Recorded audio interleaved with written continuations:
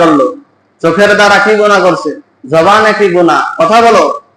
আল্লাহ তাআলার হুকুমে তার প্রত্যেকটা অঙ্গ প্রত্যঙ্গের জবান আল্লাহ তাআলা খুলে দেবেন।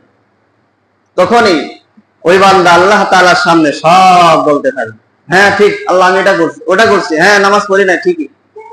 তখন আল্লাহ তাআলা তাকে ফেরেশতাদের মাধ্যমে, জাহান্নামী ফেরেশতাদের মাধ্যমে পিটাতে পিটাতে জাহান্নামে নিয়ে যায়। এই জন্য আল্লাহ পাক বলেন, দুনিয়ার মানুষের সাথে গাদ্দারি করা যায়। ওয়া আম্মা মান খাফা মাকামা রাব্বিহি ওয়া নাহান নাফসা আনিল হাওয়া।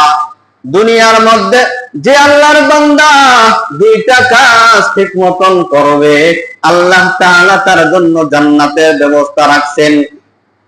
এক নাম্বার কাজ, দুনিয়ার সামনে, দুনিয়ার মানুষের সামনে দাঁড়ানোকে ভয় করা না। কিয়ামতের ময়দানে আল্লাহ তাআলার সামনে দাঁড়ানোকে ভয় করবা।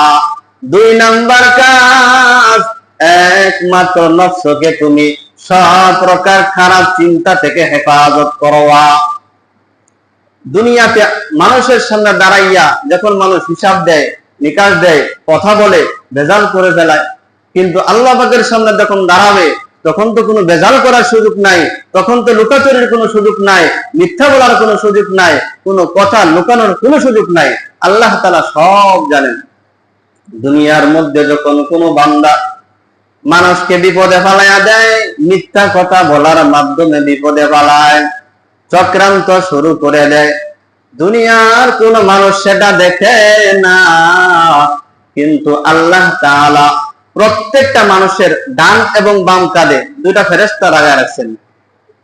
ডান কাঁধের ফেরেশতা সবসময় বান্দা কি ভালো কাজ করে, কি ভালো কথা বলে, কি ভালো উপকারটা করে, ওটা লিখতেই থাকে, সব সময় সারাদিন লেখে।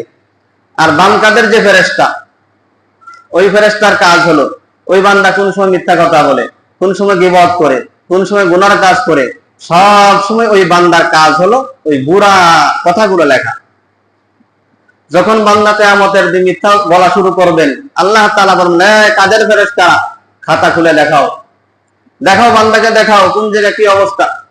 তো ওই দিন হিসাব হবে কোন টাইমে, কোন দিনে, কোন সময় আল্লাহ তাআলা ওই বান্দা ভালো কাজ করলো, কোন জায়গায় খারাপ কাজ করলো, আল্লাহ তাআলার সামনে ধরা খায় যাবে।